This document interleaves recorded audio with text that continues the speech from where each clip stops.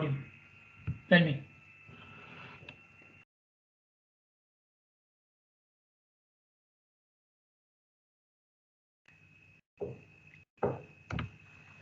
Volume means what?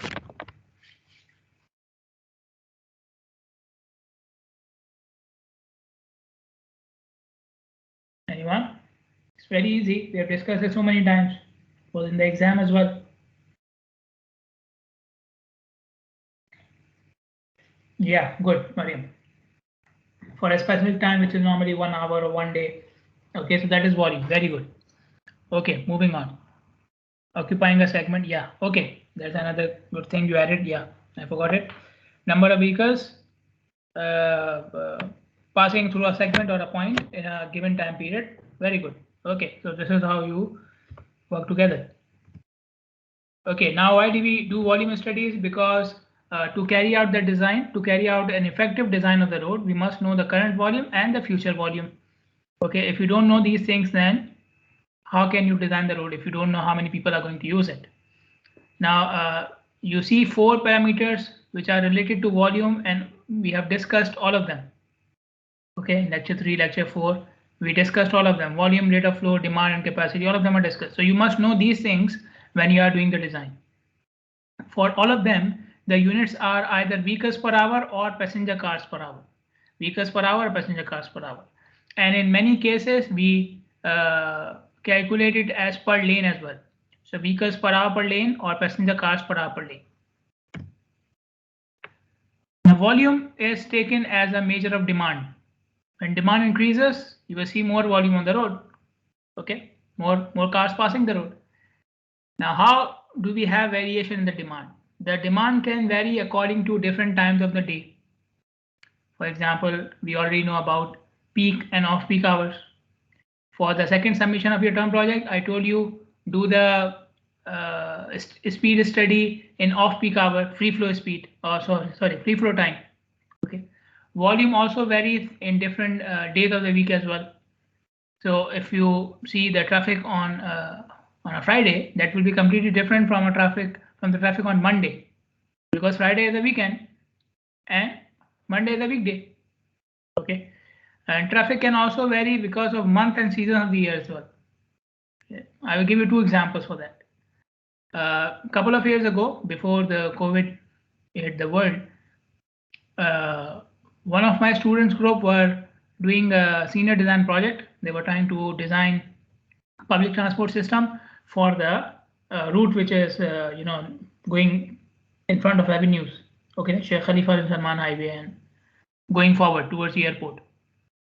So they were trying to collect data. They were trying to do a survey, and then they came back to me and they said, "Doctor, we cannot find any travelers in these on these places." I said, "Why?" They said it's because it is summer. So many people go out of Bahrain in summer to other countries, to their own countries maybe. Okay, so the traffic in summer is less. Okay, and another example is I went to Europe in 2019, so again before pandemic, and I saw the same thing. Even the number of buses were less. So the number of buses which you see on normal days is less, is more than number of buses which they operate on during the summer. Okay, because it's not required, demand is less. Okay, and there is more demand, more cars going towards beaches and parks and sightseeing and these things. So the point here is demand can also vary in different months. Okay, or demand can vary because of events, any planned or unplanned event. For example, a construction activity is a planned event. It may change the demand. You may see more heavy vehicles. But if the construction is happening on the highway, you will see the people shifting towards the other highways. Okay, so the demand for that highway, those highways will increase. Or they can be unplanned events. For example, sandstorm, heavy rainfall, heavy snowfall. Okay, we have areas in the world where heavy rainfall or snowfall can completely disconnect the highways. It can completely block the highways. Okay, so the demand obviously will change. So people who like to travel on highways which are clear of any obstructions, and they want to travel in good weather conditions. Okay, so whenever these things change, they they change their travel pattern. Okay, many of them don't travel if the conditions are not good. Now the point here is, how can we manage traffic if it varies so much? If there is so much variation in traffic, how can I manage it? As a traffic engineer, what should I do? So we have modern systems which are known as intelligent transportation systems. Intelligent transportation systems, in short, ITS. The purpose of these systems is to inform the authorities or any person who is managing the traffic about the real-time traffic demand. Okay, real-time traffic demand. What is actual demand on the highway right now?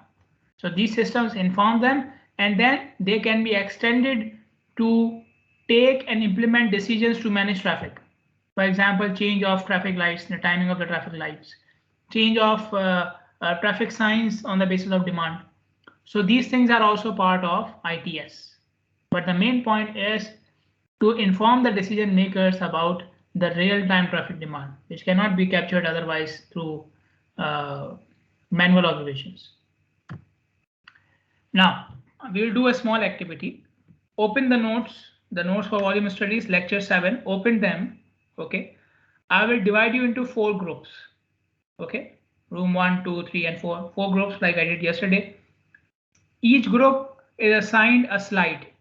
So room 1 or group 1 has slide number 4. Room 2 or group 2 has slide number 5. Room 3 or group 3 has slide number 8. Okay, so after 5, slide number 8, and room 4 or group 4 has slide number 9. So 4, 5, 8, and 9. Okay, what you will do, you will have 5 minutes, discuss the graphs which are shown on these slides, and note down at least 2 important points about these graphs. At least 2 important points about these graphs. Okay, so each group will give me at least 2 observations about the graphs shown in these slides. Okay, I will repeat it. Room 1, slide number 4. Room 2, slide number 5. Room 3, slide number 8. Okay, and room 5, room 4, slide number 9. Okay, and you will have 5 minutes to do so.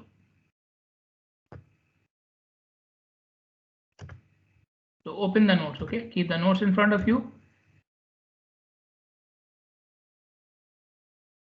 And after you come back, you already decide who will type the points for your room, okay? Opening the rooms.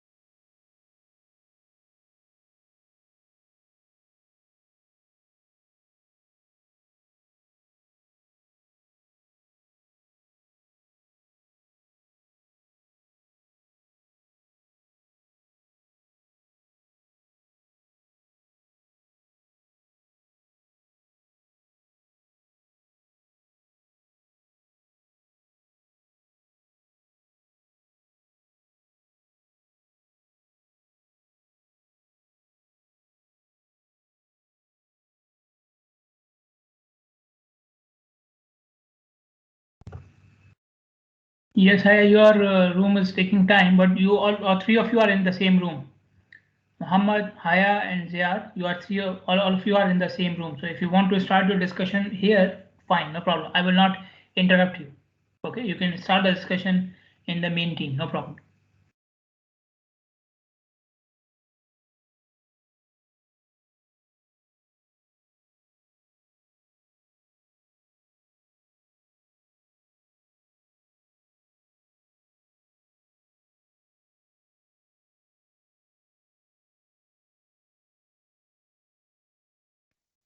It's different for يقول different. مثلا إن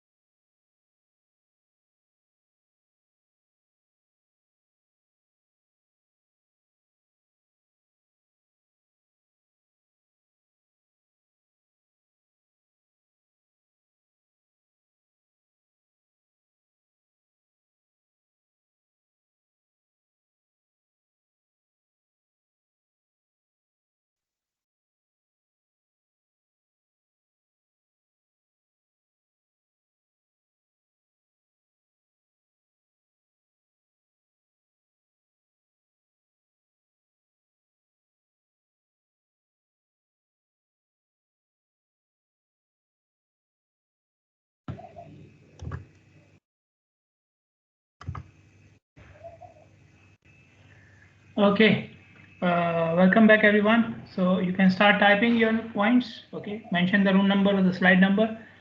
Type your points, and I will open the slide and I will show everybody else what you are talking about.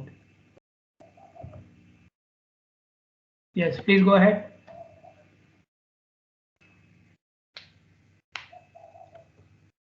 You can type if you want. You can speak as well.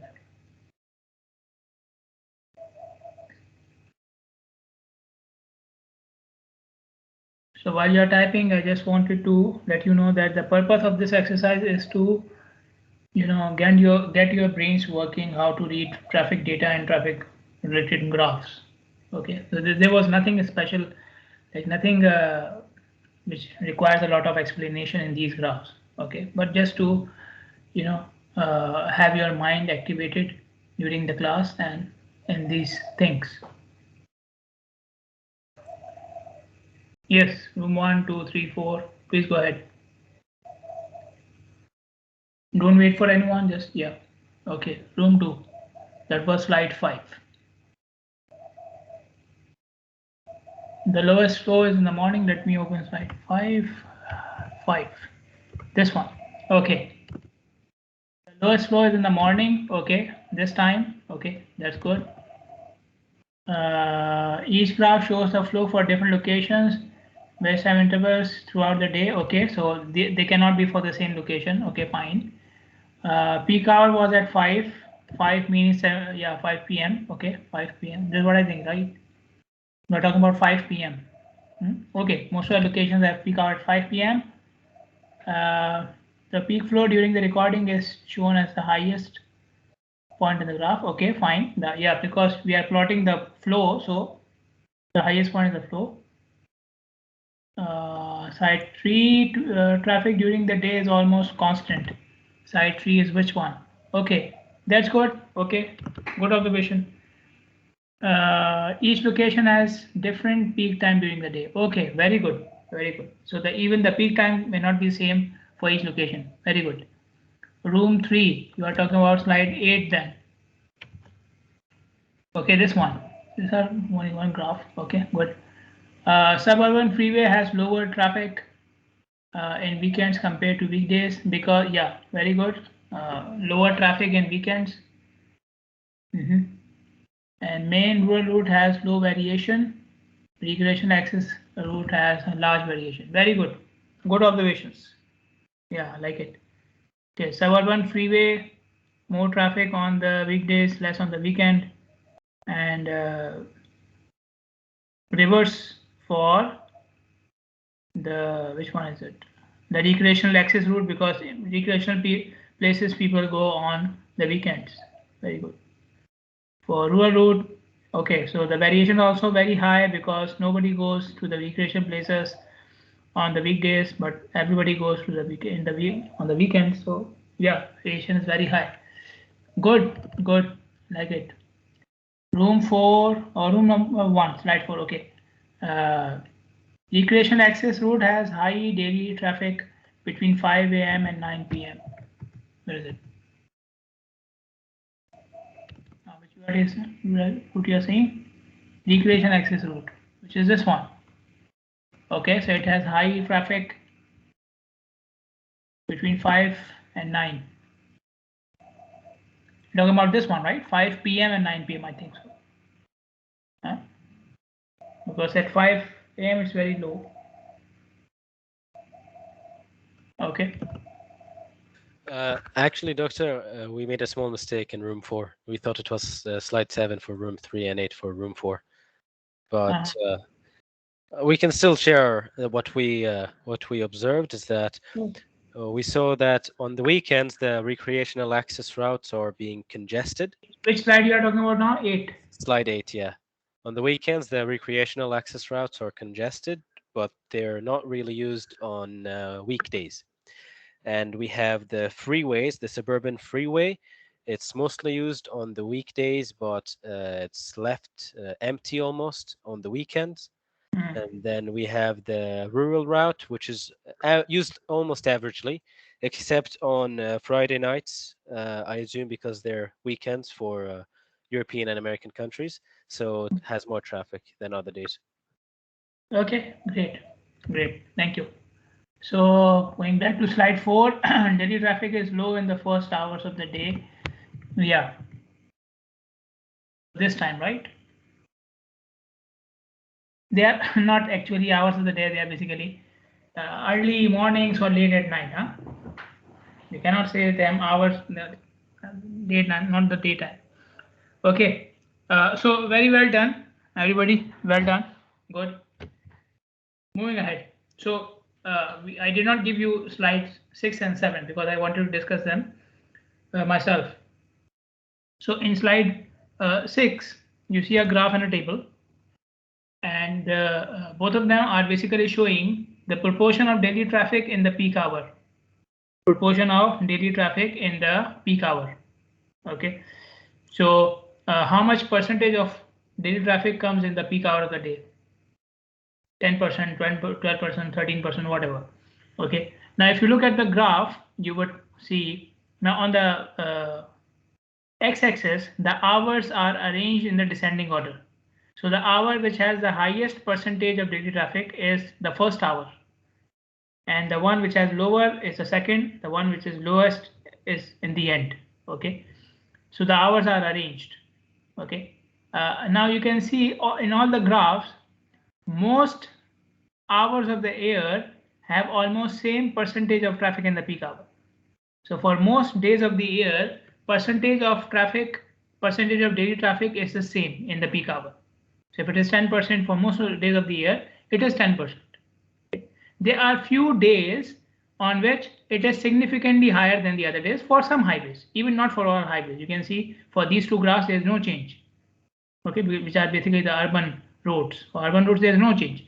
But for recreational roads, there is a change, but only in few hours of the year. Okay, so there are very few hours of the year which are infrequent, random, and they may not be, they may not happen in future.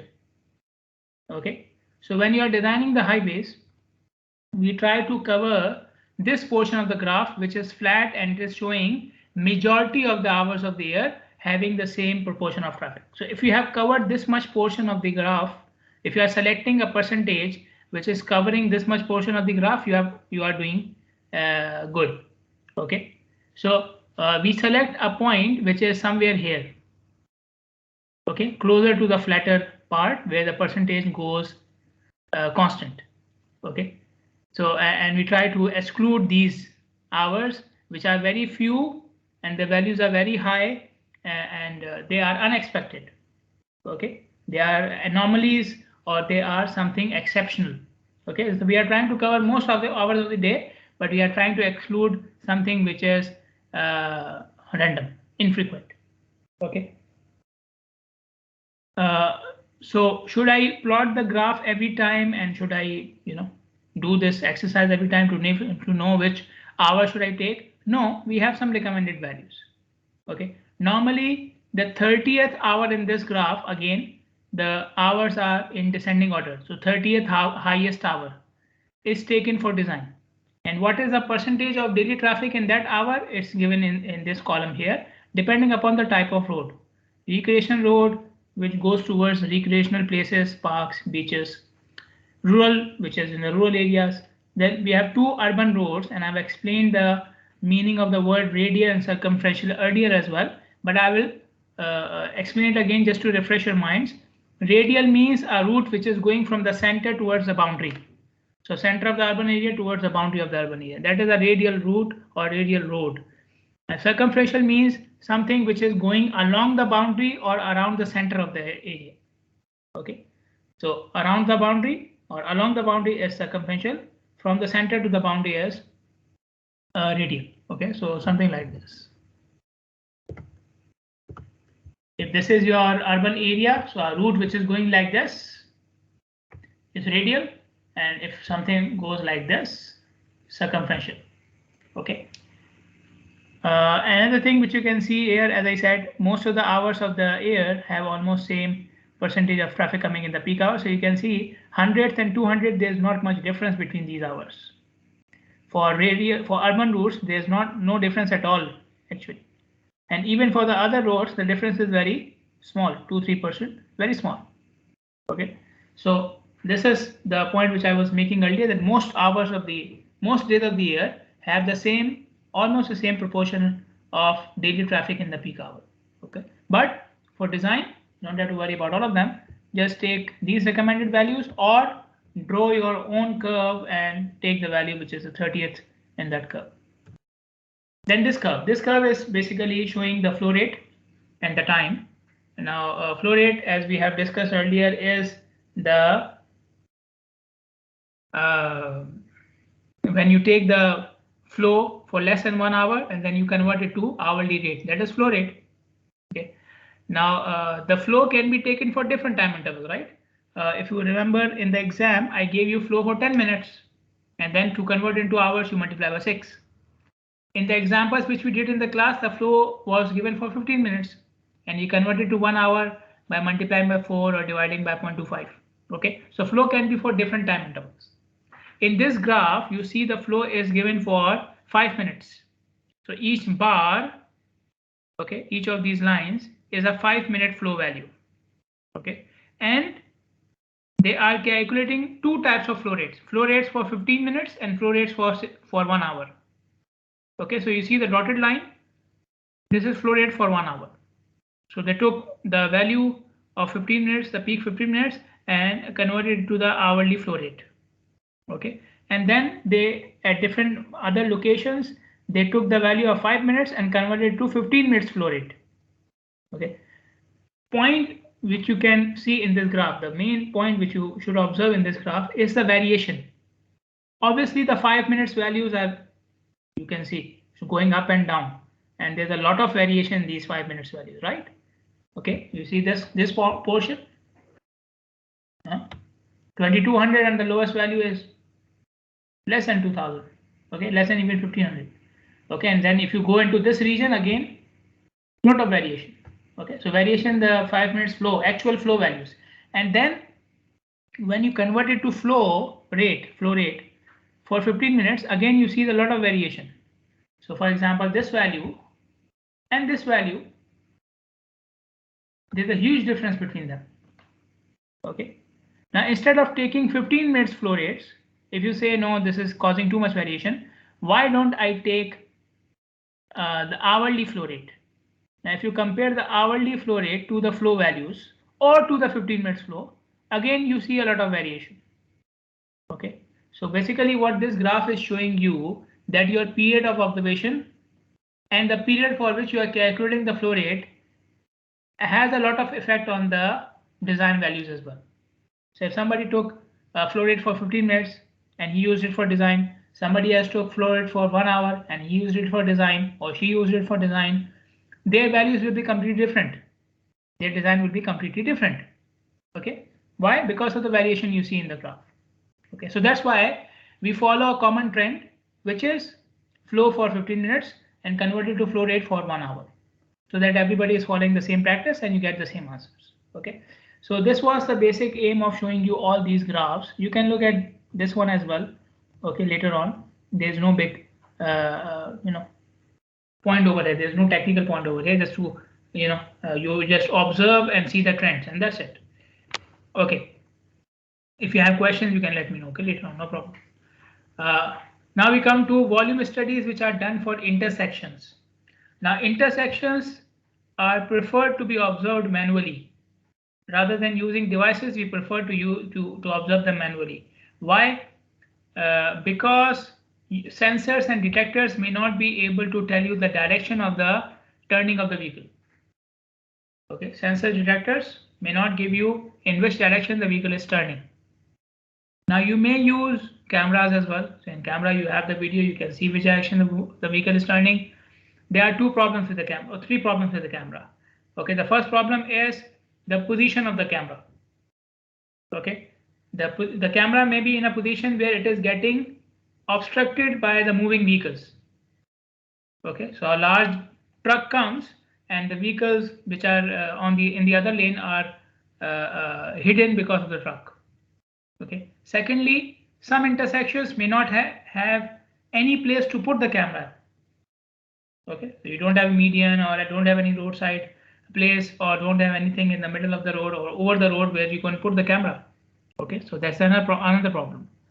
Another issue, not related to traffic or observation of traffic, but it is very important for the use of camera or any device, that is the battery life. Okay, I think in 2014 or 15, I was involved in a traffic study when we were using cameras. Okay, my friend did a traffic study last year using drones. Both we face the same problem which he faced last year. That is, the camera battery dies out. You want the video for 5 hours, 6 hours. The battery only holds for 2 hours. Okay, and you don't know when it is going to die out. Okay, and if you keep on using it, obviously the camera life is also the life of the camera.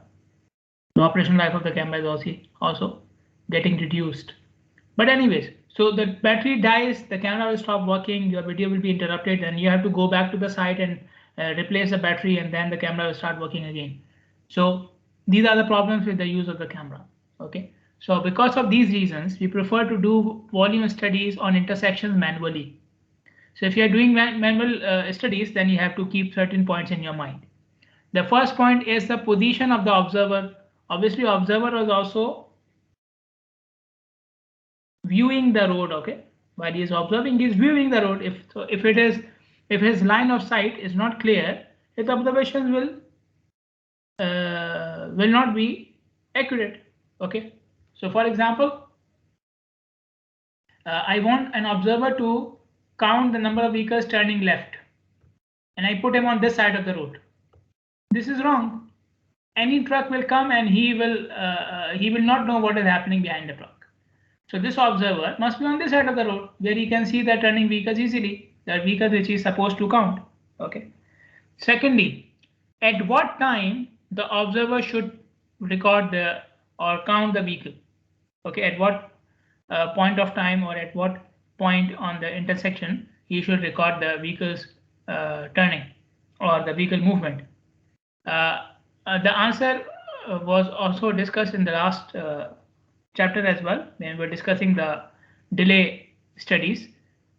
If the vehicle is going straight, so when the vehicle crosses the stop line, you should count it, because when it crosses the stop line, according to you, it has left the intersection. If the vehicle is making a turn, then when the vehicle reaches the other side of the road, so if this vehicle is to be counted, it will be only counted when the vehicle reaches on this side of the road. So whatever line you have on this side of the road, pedestrian crossing or stop line, when the vehicle crosses that line, then you will count it in your record. Okay, so you must position the observer appropriately, and you must tell him when he is supposed to add the count in his sheet. Okay. Secondly, on an intersection, there will be many movements, right? Vehicles going in different directions from different roads. Okay, so you need obviously number of observers. Okay, and you may assign one observer for more than one movement. You may tell him, okay, you stand here, and from this position you can easily see the people who are going straight and the people who are turning right. So count them both. But it should only be done if the flow in if the observer is experienced. An experienced observer is quick, he knows how to do it, and he will count multiple movements with higher accuracy. But if the observer is inexperienced, he is on on his first or second study, then he will make many mistakes. So if you give him more movements to count at a time, the number of mistakes, the number of errors will be higher. Okay, so for inexperienced observers, we try to avoid giving multiple movements to count, especially if the movements are major movements. Okay, major movement is what? Movement which carries more volume. Okay, so certain directions have more volume than other directions. So if you are assigning an inexperienced observer to a major movement, don't give him anything else to do. Okay. Then if you have movements for which there are multiple lanes, then you may ask the observer to count each lane instead of focusing on the movement. Ask the observer to count each lane. Okay. The reason I explained it in lecture 4 slides as well. Then in each lane, one vehicle will go at a time. So it will be easier for the observer to count. Okay, there was an example as well where the observer was counting each lane at a time. Okay, so if you have multiple lanes and you have heavy volumes, obviously multiple lanes are given for heavy volumes, right? So if you have same movement but for multiple lanes, you give observer one observer each lane. Okay, so that it's easier for him to count, and obviously lanes are assigned to different movements, right? So if he is counting the straight lane, then most of the vehicles are going straight, so this problem is also solved. But in that case, you need more observers then. One direction they have 4 lanes, 3 lanes. So will you put 3 and 4 observers for each direction? Okay, you will need 20-30 people. So how should we manage it? Again, going back to the same example which we discussed in lecture 4. So what observers were doing in that case, they were counting one lane at a time, but they were alternating between different lanes, shifting between different lanes. So 12 minutes for one lane, then 12 minutes for the other lane, and then going back to the first lane for the next 12 minutes and so on. Between the shifting, you give him a small break as well. So the same thing should be adopted in this case, so that we reduce the number of observers. Normally, like I mentioned earlier, we count vehicles which are departing from the intersection, leaving the intersection. Okay, so when they cross the stop line or when they reach the other side while turning, they have crossed the intersection. From my side, they have left the intersection. So we count normally departure volume, or we consider departure volume as the demand of the intersection. Okay, but if the demand goes above capacity, then the volume departing the intersection is equal to its capacity. Where are the other vehicles going? They are waiting in the queue. So if you count vehicles or volume departing the intersection and you say this is the demand of the intersection, you will see that that number will never go above the capacity of the intersection. Okay, so but you are forgetting to see that the queue is going up to 10 miles now. All these vehicles are part of the demand of the intersection, right? The vehicles which are in the queue, they are also part of the intersection. So when the demand goes above capacity, what we called yesterday as oversaturated conditions. So when demand goes above capacity, you should consider arrival volume as the demand measure. So then in that case, we should know arrival volume, not departure volume, arrival volume. Okay. Now, when we have oversaturated conditions, like I said, Q keeps on extending. Q keeps on getting longer and longer. So they call that condition as unstable Q buildup. Okay, because Q is getting longer and longer, so it is unstable, and Q buildup because the Q is extending. We earlier called this condition as oversaturated condition for delay studies. How do I know there's a Q buildup? Because remember, we are talking about intersections. So on intersections, Q is normal. When the signal turns red, there's a Q. There's a stop sign on the intersection. There's supposed to be a Q. Vehicles are supposed to come and stop there before moving forward. So some Q is expected in all conditions on the intersection. So how do I know whether it's an oversaturated condition or undersaturated, whether it is Q buildup or not? Then if it's a signal, the condition was already mentioned in the delay studies as well. When vehicles which come during red time, they don't find enough time to clear the intersection in the next green, that is Q buildup. We call it the overflow. Okay, so overflow is a sign that we have a Q buildup condition. What is overflow?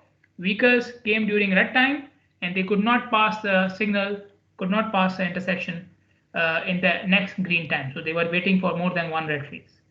Okay, so on a signalized intersection, just go to the intersection, see if vehicles who waited during the red time have cleared the intersection in the next green or not. If they didn't, it's the Q buildup condition. Then departure is not the actual demand of the intersection, arrival is. Okay, so signal, you see the red phase, green phase, you see the vehicles and so on. For unsignalized intersection, there is no phasing, right? So for unsignalized intersection, how do I know queue buildup? Very easy. Count number of vehicles in the queue multiple times, 3-4 times. And every time you see the count is increasing, it's queue buildup. Right? Along the definition of the word queue buildup, right? Queue build. Okay, queue is increasing, building up.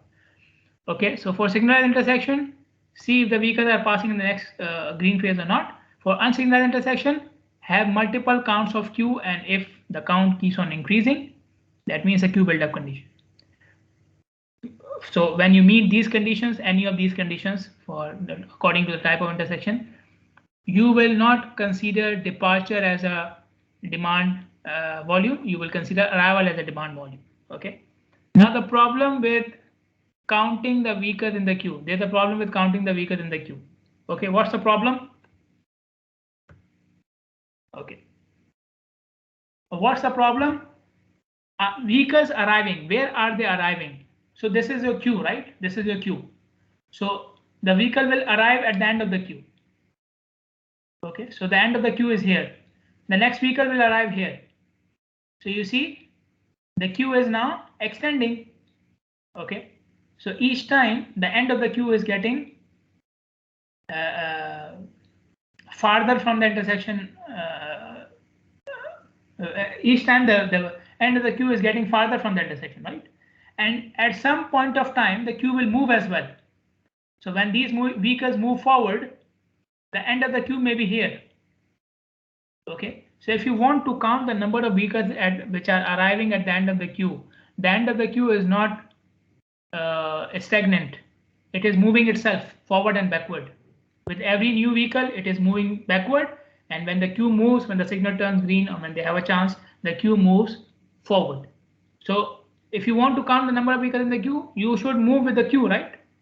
So you will keep on going backward and forward. Your life will be hell. Okay, you will be dead after 1 hour. Okay, so counting arrival volume is not the solution here. So if you have a queue buildup condition, you want arrival volume, we will not count it, we will calculate it. Arrival volume is calculated. How do we calculate it? This is the equation. So VAI is volume arrived during time interval I. So I is a time interval. Equals volume departed during time interval I, VDI. So departure is very easy, right? We have been doing it in normal conditions. So you count how many vehicles have departed the intersection during the time interval, which is very easy. Okay. Then you count number of vehicles in the queue at the end of time interval I, NQI. So what is NQI? Number of vehicles in the queue at the end of time interval I. And minus NQI minus 1, number of vehicles in the queue at the end of last time interval. Now you may say I'm still counting number of vehicles in the queue. So why don't I count VAI? These are just two values taken at a particular point of time. I'm not doing it continuously. Counting number of vehicles in the queue is very problematic because the queue is moving forward and backward. So I cannot do it. But counting it one time and then another time after some interval, it can be done. And we have seen it even for the delay studies as well. We do it even for the delay studies as well, counting number of vehicles in the queue after certain time intervals. So if I ask you to count number of vehicles after a particular time interval, it can be done. But if I ask you keep on doing it while the vehicles are coming and going, it is very hectic. You cannot do it. Okay. So these are two counts which are taken at the start and at the end. That's it. We are not doing it continuously. What are we counting continuously? Number of vehicles departed, which is when they cross the intersection. Let us look at an example. So the data is given from 4 to 6 p.m. and it is given for 15 minutes intervals. For each interval, they counted number of vehicles departed, and at the end and beginning of the interval, they counted number of vehicles in the queue. Okay. So first interval, 50 vehicles departed. At 4:15, so these values are taken at the end, okay, at the end of this time interval. So this 0 is at 4:15. Okay, so at 4:15 there were no vehicles in the queue, and since the previous data is not given, so I will assume it to be 0 as well. So 50 plus 0 minus 0 is 50. Okay, next time interval, same thing, 55, no vehicles in the queue now, no vehicles in the queue before. So 55 plus 0 minus 0, 55. Then next time interval 62 vehicles between 4:30 and 4:45.